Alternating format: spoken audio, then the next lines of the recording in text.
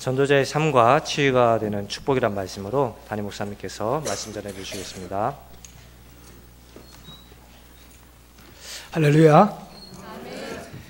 오늘 또 우리 함께 모였는데요. 축복의 인사를 함께 나누겠습니다. 오늘은 치유받고 돌아갑시다.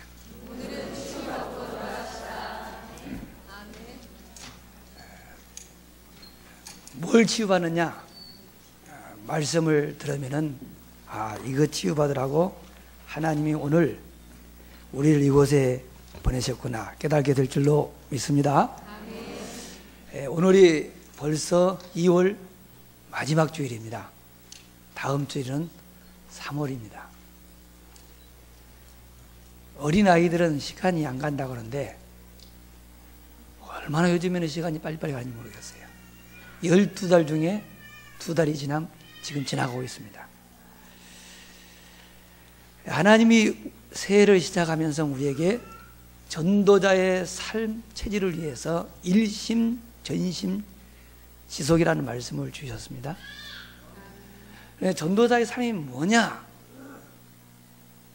전도자의 삶은 최고로 행복한 길이고 최고의 축복의 길이고 최고의 힘이요 최고의 사역이다. 이게 지난 1월 한 달 동안 하나님이 우리에게 주신 말씀입니다. 2월 달에는 전도자의 삶을 뭐라고 말씀하셨느냐? 전도자의 삶은 보이지 않는 축복이요 축복을 누리는 길이요 보이는 축복을 누리는 길이요 교회 부흥의 축복을 누리는 길이 바로 전도자의 삶이라 이렇게 말씀을 주시고, 오늘은 이어서 전도자의 삶과 치유가 되는 축복이라 이렇게 말씀을 주셨습니다. 전도자의 삶은 하나님이 우리에게 주신 축복을 찾아서 누림으로 사실 전도가 되어지고 제자가 일어나는 인생을 가장 가치 있고 행복하게 사는 길인 줄로 믿으시기를 바랍니다. 하나님은 우리 인생을 허비하지 않고 가치 있게 살며 행복하게 살도록 하시려고 우리에게 오늘 또 전도자의 삶을 살도록 말씀을 준 줄로 믿습니다. 이렇게 하나님은 우리의 행복을 위해서 말씀을 주시는데도 불구하고 나는 아직도 전도자의 삶이 부담이 되고 이해가 되지 않으신 분들이 계신다면 그동안에 가지고 있었던 모든 선입견을 내려놓고 편안하게 처음 듣는 것처럼 편안하게 메시지를 들으시기를 바랍니다. 왜냐하면 전도자의 삶은 결코 어렵거나 힘든 것이 아닙니다. 우리 주님은 이렇게 말씀하셨습니다. 수고하고 무거운 짐진 자들아 다 내게로 오라. 내가 너희를 편히 쉬게 하겠다고 하셨습니다. 결코 우리 주님은 우리에게 어떠한 짐을 주길 원치 않으십니다. 우리가 가지고 있는 짐을 풀어주기 위하여 우리를 부른 사실 믿으시기를 바랍니다. 전도자의 삶은 우리 주님께서 약속하신 거 있습니다. 내가 세상 끝날까지 너희와 항상 함께 있으리라. 이렇게 약속하신 하나님의 말씀을 내가 체험하며 사는 거예요. 하나님이 지금 나와 이렇게 함께 하시는데 이것만 돼도 끝이 납니다. 우리는 예수가 그리스도 되심을 믿습니다. 그리고 그리스도는 인생의 모든 문제의 해결자라는 사실을 믿습니다. 전도자의 삶은 바로 예수가 그리스도시며 그리스도는 인생의 모든 문제를 해결하신 분이구나 라고 하는 것을 내가 체험하며 그것을 확인하며 사는 것이 전도자의 삶인 줄로 믿으시기를 바랍니다. 그리스도로 말미암아 우리의 마음과 우리의 현장 속에 하나님의 나라가 임했습니다. 믿으시기를 바랍니다. 하나님의 나라는 장차 들어갈 나라도 있지만 예수를 믿는 순간 우리의 심령 속에 성령의 하나님이 들어오십니다. 그때 바로 우리의 심령 속에 하나님의 나라가 임한 줄로 믿으시기 바랍니다. 우리에게 임하신 하나님의 나라를 누리며 사는 것이 전도자의 삶입니다. 그뿐 아닙니다. 우리의 능력으로 사는 것이 아닙니다. 주님께서 약속하신 성령 충만의 능력으로 살아가는 것이 곧 전도자의 삶입니다. 그런데 왜 나는 신앙생활이 힘들고 나는 일이 안 풀리고 상황은 점점 어렵게 되는가, 이런 생각을 하시는 분이 계시면은 오늘 말씀 듣는 중에 여러분 인생의 답을 찾아가지고 가시기를 주님의 이름으로 축원합니다. 결론부터 말씀드린다면 나는 신앙생활이 너무 힘들고 일은 안 풀리고 상황은 점점 어렵다 라고 하는 것은 아직 내 안에 치유가 덜 돼서 뭔가 지금 치유받아야 될 것이 남아 있어서 하나님이 그것을 치유하고 계시는 줄로 믿으시기를 바랍니다. 여러분 오늘 말씀을 잘 들으시고 하나님이 주시는 언약과 미션과 비전을 붙잡고 24시 기도 속으로만 들어가면은 우리 주님께서 완벽하게 해결해 줄 줄로 믿으시기를 바랍니다. 그럼 낙심하지 마시고 새롭게 시작하는 시간 되기를 주님의 이름으로 축원합니다. 우리는 태어나면서 종교적 체질을 가지고 태어납니다. 체질 자체가 종교요. 종교는 뭔지 아세요? 내가 뭔가 우리 하나님께 열심과 정성을 다하면 내 열심과 정성을 보고 하나님이 복을 주실 거라는 생각입니다. 그래서 열심을 주님을 섬기는데 일이 잘 안 풀려요. 그러면은 내가 그래도 뭐 부족해서 그러니까 더 열심히 하는데 자기가 의도한 대로 안 되면은요, 그때 실망합니다. 낙심합니다. 그럼 불신앙이 들어옵니다. 그게 종교입니다. 나도 복음 알기 전에는요 그랬어요. 근데 복음 알고 나니까 그게 아니었어요. 하나님은 우리의 환경을 바꾸시기 전에 나를 바꾸기를 원하는 줄로 저는 깨달았습니다. 내 안에 치유되어질 것이 남아있는데 거기다 복을 주면은요 안 되기 때문에 하나님이 주신 복을 누릴 수 있도록 나를 먼저 치유하는 작업을 지금 하고 계시다는 사실을 믿으시기를 바랍니다.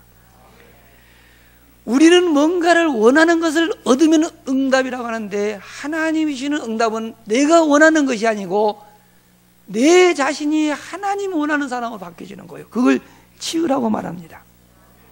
그런데 어떻게 하면 치유가 되냐? 우리가 전도자의 삶을 살면 치유가 된다고 말씀을 주셨습니다. 그러면은 왜 많은 축복이 있는데 꼭 치유의 축복을 약속하셨을까요? 저는 이렇게 이제 기도를 했더니 아직 너네 교회 안에 치유받아야 할 대상이 많다 그런 것 같아요. 그분들 때문에 오늘 이 말씀을 듣고 치유받아야 될 그분들 때문에 오늘 말씀을 주신 줄로 저는 그렇게 믿습니다. 그러면은 우리가 전도자의 삶을 통해서 치유받아야 될 것이 뭘까요? 첫째가 생활치유입니다. 우리 주변에 보면은요 각종 중독으로 생활이 안 되는 사람이 많습니다. 중독이라고 하는 것은 그것을 하지 않으면 안 되는 무엇인가 잡혀 있는 것. 예를 들어 알코올 중독. 생각이 술밖에 없어요. 그래서 술을 마시지 않으면 아무것도 못하는 사람을 알코올 중독자다. 일도 하지 않고 늘 도박한다. 도박 중독. 그 사람 생각 속에는 뭐예요? 오직 도박밖에. 빨리 일 끝나고 가서 도박해야 하는데, 노름해야 하는데. 중독. 마약 중독은요, 마약 외에 다른 걸 전혀 생각을 못해요. 그래서 돈만 있으면 뭐 하죠? 마약이에요. 그걸 중독이라고 합니다. 그런데 이런 중독, 뭐 알코올 중독, 마약 중독, 뭐 도박 중독, 그런 분들은 여기 많지 않겠죠. 그런데 우리는요, 지금 대부분 현대인들은 인터넷에 중독되어 있어요. 인터넷 안 하면 안 돼. 게임에 중독되어 있어. 게임 안 하면 안 돼. 틈만 나면 게임해. 대부분 내가 보니까 스마트폰 중독. 스마트폰 없으면요, 불안하기 시작한 거예요. 안절부절해요. 자기도 모르게 그렇게 돼 있어요. 이게 바로 중독이에요. 이런 중독 증상이 치유되지 않은 사람에게 돈은 돈이 아니고 독약이에요. 왜냐? 그걸 가지고 더 그쪽에 빠져요. 그래서 중독된 사람이 돈 많은 사람 없어요. 하나님이 안 주셔요. 왜냐? 오히려 그 사람에게 해가 되기 때문에 그래요.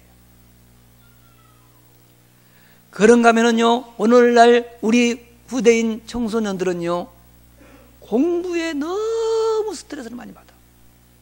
이 스트레스를 풀지 못하고 놔두니까 이게 나중에 큰 사고를 쳐요. 스트레스도 문제예요. 이것만이 아닙니다. 경제 문제, 교회를 다니면서 나는 헌금이 그렇게 부담된다. 없어서 그래요. 교회를 다니는데 헌금이 부담될 만큼 어렵다. 이게 보통 문제가 아니에요. 아니, 다 어려운데요. 그게 뭐 문제요? 영적 문제. 우리 주님은 그렇게 사는 걸 원찮아요. 우리가 뭐에 스트레스를 받는다, 중독된다, 헌금에 부담될 만큼 가난하게 산다, 절대 하나님의 뜻이 아니요. 그건 다 치유받아야 돼요.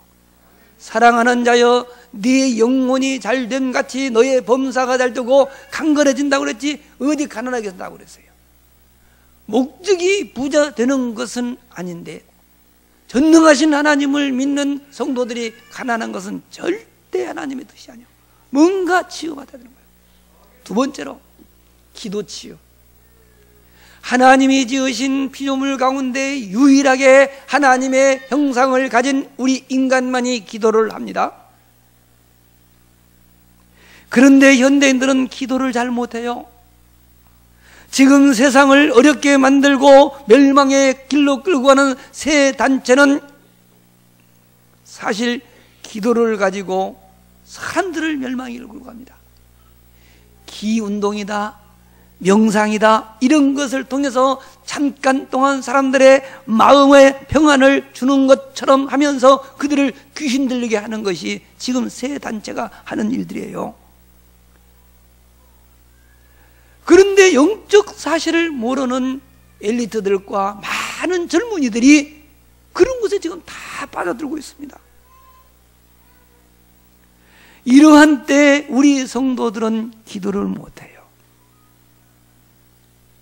특별히 젊은 청년들과 청소년들은 전혀 기도가 안 돼요. 복음의 비밀을 가진 우리가 기도만 하면은 하나님은 우리를 정상의 자리에 오르도록 해주겠다고. 분명히 메시지를 통해서 우리에게 계속 말씀을 주는데, 제가 눈여겨볼 적에 우리 아이들, 기도로 나온 아이들 나는 아직 본 적이 없어요. 평상시에 내 의료 교회에 있으면서요, 우리 기도로 나오는 성도들 내가 못 봤어요. 억지로 기도 시간에 잠깐 나오는 것이지 평상시 기도해야지 이런 분들을 못 봤어요. 내 집은 만민의 기도하는 집이라고 말하는데 교회에 기도가 끊어진 지 오래됐어요. 우리 교회만 그런 것이 아니에요. 교회들마다 기도하는 사람들이 점점 줄어들고 있어요. 그 틈을 타고 사단이 이제 사람들을 장악했어요. 하나님 어디 있느냐? 교회마저도 종교다원주의 사상에 빠졌어요. 아주 무기력하게 되어버렸어요. 오기 전에 인터넷 뉴스 보니까요, 어느 그 잘못돼서 그래요. 어느 60대 남자가 예수를 믿고 자기 식구들 예수 안 믿는다고 막 구박하고 막 교회다가 헌금, 내가 보니까 헌금 많이 한 것도 아니야. 근데 막 신문에 그렇게 나왔어요. 헌금 몽땅하고. 당연히 해야 되는 건데 그거 많이 했다고 그래요. 근데 어쨌든 그랬다 해가지고는 이혼을 시켰어요. 법정에서. 더 이상 안 된다.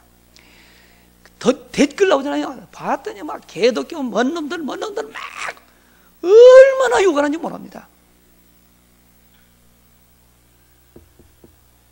그런데 왜 이렇게 된지 아십니까? 교회 내에 복음의 유일성이 사라져서 그래요. 성도들이 기도하지 않으니까 영권이 다 떨어져 버렸어요. 그럼 우리는 웃습니다. 마치 우리 주님은 말씀하십니다.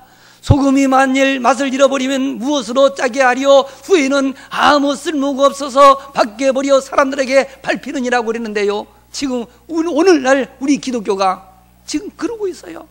그래도 기도를 못해요. 나하고 상관없어요. 왜 상관없지요? 우리가 1200만이라고 자랑했는데요. 아니요. 우리 지금 한 700만, 800만밖에 안 돼요.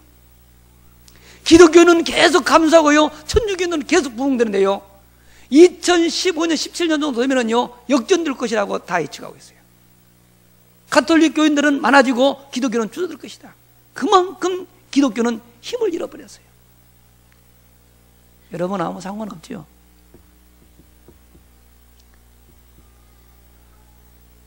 심각합니다. 그래서 기도 치유받아야 돼요. 여러분, 교회는 생명의 빛을 발하는 것입니다. 빛이 없으면 어둠이 세상을 장악해요. 캄캄함이 만민을 가린다고 했는데요. 지금 그렇게 됐어요. 그래서 사람들 만나보세요. 악몽에 시달리는 사람, 불면증에 시달리는 사람, 환청이 들리거나 환상 본다면 사람들 굉장히 많습니다.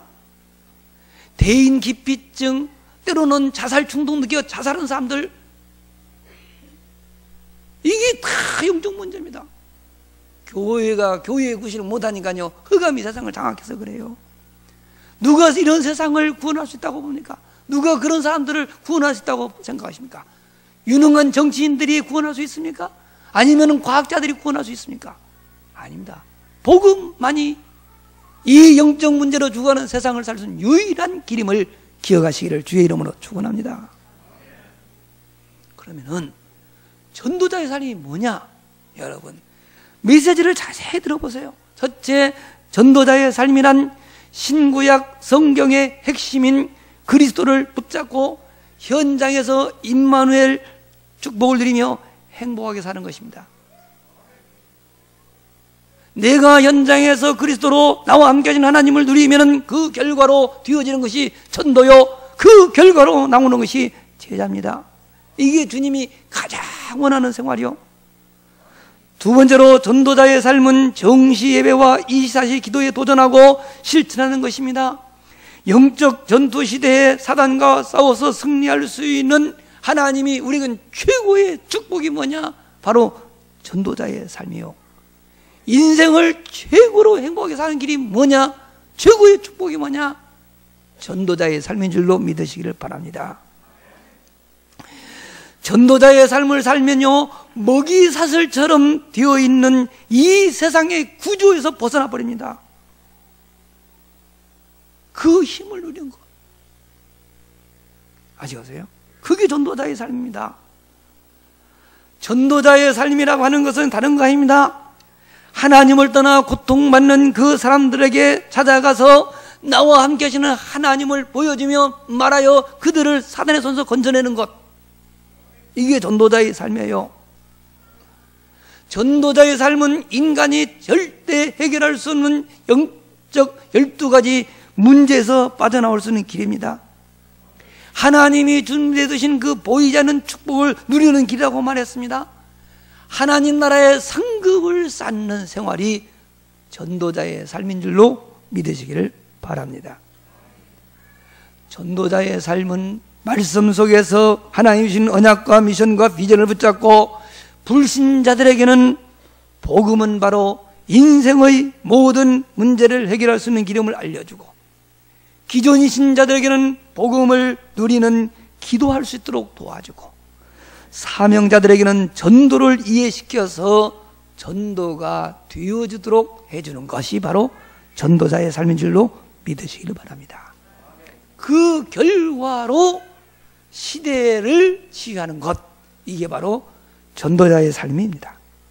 그러면은 우리가 전도자의 삶으로 이 세상과 시대를 치유하려고 하면 어떻게 해야 될까요? 간단해요. 하나님이 주신 언약을 붙잡아야 돼요. 무슨 언약을 붙잡냐? 첫째, 갈보리 산의 언약을 붙잡아야 돼요. 갈보리 산은 우리 주님께서 우리 죄를 대속하시기 위하여 십자가에 못 박힌 그 산을 말합니다. 우리 주님께서 십자가에서 못 박혀 돌아가시기 직전에 마지막으로 남기신 말씀이 뭔지 아십니까? 운명하시기 직전에 우리 주님은 뭐라고 말씀하셨냐? 내가 다 이루었다. 이 말씀하시고 운명하셨다고 말해요. 그리고 그분은 3일 만에 부활하셨습니다. 여러분, 내가 다 이뤘다라고 하는 이 말이 무슨 뜻인지 아십니까? 내가 다 이뤘다고 주님 선언하시는데, 이 말은 구약의 하나님께서 선지자를 통해서 우리에게 약속하신 모든 예언의 말씀을 내가 다 이루었다, 그런 뜻이고요. 우리에게 오는 모든 재앙과 저주를 가져오는 모든 죄를 완벽하게 내가 해결했다, 이 말이에요. 우리가 구원을 받는데 조금도 부족함이 없이 완벽하게 우리 주님께서 처리하신 것을 선언하신 말씀인 줄로 믿으시길 바랍니다. 우리 이렇게 믿어야 돼요. 주님이 다 이루었대요. 그리고 운명하신 그 주님께서 3일 만에 부활하셔서 제자들에게 나타나셨습니다. 그리고 말씀하십니다. 하늘과 땅의 모든 권세를 내게 주셨으니 그러므로 너희는 가서 모든 민족으로 제자를 삼아 아버지와 아들과 성령의 이름으로 세례를 주고 내가 너에게 분부한 모든 것을 가르쳐 지키게 하라. 볼지어다 내가 세상 끝날까지 너희와 항상 함께 있으리라. 마태복음 28장 18절 20절에 있는 말씀입니다. 이러한 말씀을 보거나 들을 때에 아멘, 나에게 주시는 말씀, 그래, 하늘과 땅의 모든 권세를 가지신 그분이 세상 끝날까지 나와 함께 하시겠다고 그랬어. 인생의 모든 문제를 다 해결하신 주님이 나와 함께 하신다 해서 이거를 딱 붙잡는 거예요. 그게 전도자의 삶 시작이에요. 그 다음에 감람산 언약을 붙잡아야 돼요. 감람산 언약은 부활하신 주님께서 40일 동안 제자들과 함께 지내면서 주신 말씀입니다. 곧 그리스도, 하나님의 나라, 성령 충만입니다. 여러분, 그리스도는 성경 66권의 핵심 내용입니다. 성경 66권 1189장의 내용을 딱 압축시키면요, 그리스도라는 단어가 딱 떨어지도록 되어 있어요.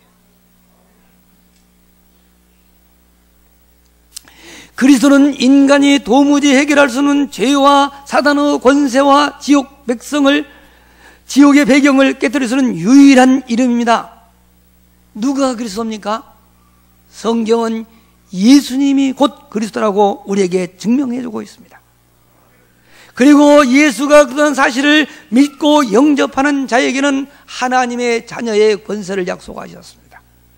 마태복음 16장 16절에 보니까 주는 그리스도이시요 살아계신 하나님의 아들이라고 했고요, 요한복음 1장 12절에 보니까 영접하는 자 곧 그 이름을 믿는 자들에게는 하나님의 자녀가 되는 권세를 주셨으니 라고 기록이 되었습니다. 더 나아가 고린도전서 3장 16절에 보니까 너희가 하나님의 성전인 것과 하나님의 성령이 너희 안에 거하시는 것을 알지 못하느뇨 라고 됐어요. 이걸 믿는 거예요. 마가복음 3장 13절로 15절에는 또 산에 오르사 자기가 원하는 자들을 부르시니 나 온지라. 이에 12를 세우셨으니 이는 자기와 함께 있게 하시고 또 보내사 전도도 하며 귀신을 내쫓는 권능도 가지게 하려 함이라고 했습니다. 이러한 사실을 믿는 사람들이 머무는 모든 현장마다 하나님의 나라가 임할 줄로 믿으시기를 바랍니다. 하나님의 나라는 세상의 부귀영화를 말하는 것이 아닙니다. 로마서 14장 17절에 보니까 하나님의 나라는 먹는 것과 마시는 것이 아니요 오직 성령 안에 있는 의와 평강과 희락이라고 기록이 되어 있습니다. 그래서 예수를 믿어 하나님의 나라가 우리에게 임하면은요 불신앙이 떠나갑니다. 모든 염려, 근심, 걱정이 사라집니다. 심령 속에 세상이 줄 수 없는 평안과 기쁨과 감사가 넘치게 될 줄로 믿으시기를 바랍니다. 빌립 집사가 사마리아 성에 들어가서 복음을 증거했습니다. 그랬더니 그곳에 하나님의 나라가 임했습니다. 성경은 뭐라고 말하죠? 그 성에 큰 기쁨이 있었더라. 이것이 바로 성령 충만의 역사입니다. 그러므로 그리스도와 하나님의 나라와 성령 충만은 사실은 하나예요.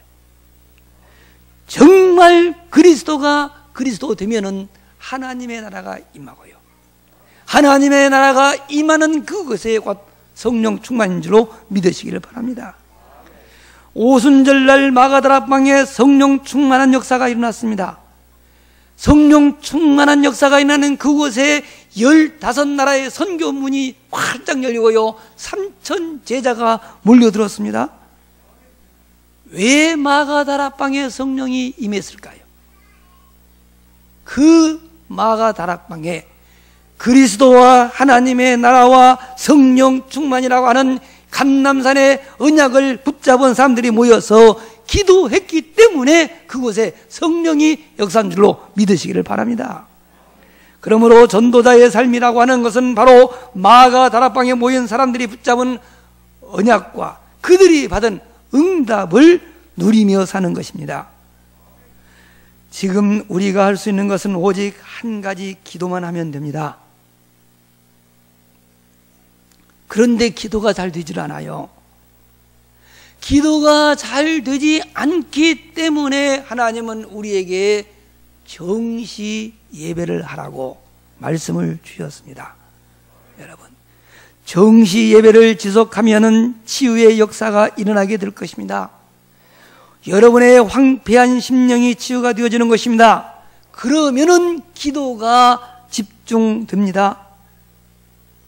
기도가 집중되면은요 치유의 역사가 일어납니다. 그리고 기도가 집중되면 이것이 24시 기도로 발전을 해요. 여러분 24시 그냥 넓게 무시로 기도가 되어지면은 환경이 바뀌는 것이 아니라 내 위치가 바뀌어요. 멸망의 자리에 있던 내가 축복의 자리로 바뀌어요. 나 때문에 나와 관련된 모든 현장에 하나님의 나라가 임하는 줄로 믿으시기를 바랍니다. 이게 더 발전하면 25시 기도가 되어버려요. 다시 말해서 내 한계를 초월해서 하나님의 능력이 그때부터 나타나는 거예요. 그러면 어떻게 되냐? 정상의 자리에 올라가는 거예요. 그걸 우리는 서밋이라 그래. 서밋의 자리로 하나님이 우리를 올리시려고 전도자의 삶을 명하시고 일심 전심 지속이라는 말씀을 주신 줄로 믿으시기를 바랍니다. 여러분 그 단계 들어가면은요 사도 바울이 체험했던 셋째 하늘을 체험해요. 요셉을 보십시오. 노예로 팔려갔음에도 불구하고 그는 낙심하지 않았습니다. 왜 그랬을까요?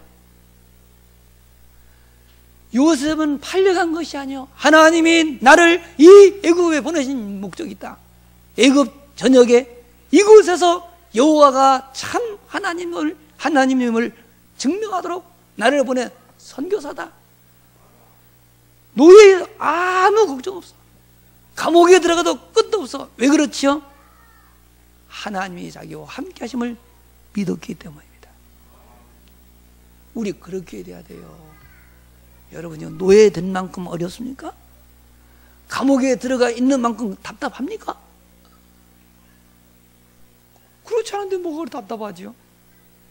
임마누엘이 안 돼서 그래요. 하늘과 땅의 모든 권세를 가지신 하나님이 나와 함께한다는 사실이 믿어지지 않고 체험되지 않아서 그런다니까요. 이유는 하나입니다. 예배가 안 돼서 그래요. 말씀이 담겨야 돼요. 말씀이 치유의 능력인 줄로 믿으시기를 바랍니다.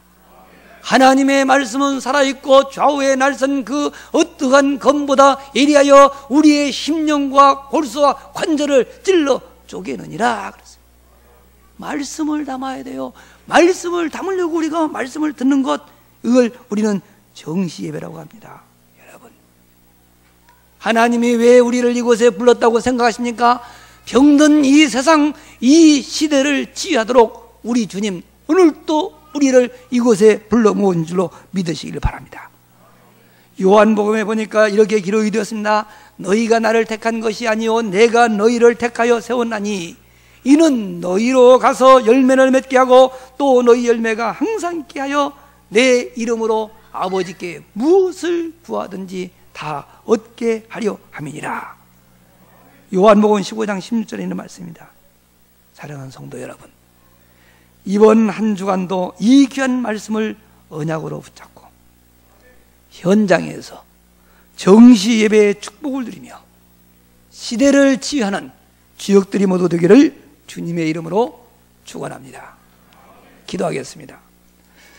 참 좋으신 주님, 말씀을 주시면 반드시 그 말씀을 성취하시는 주님, 우리에게 전도자의 삶 체질을 약속하시고 우리의 체질을 바꿔주시려고 오늘 또 전도자의 삶의 귀한 말씀을 허락하셨으니 감사를 드립니다.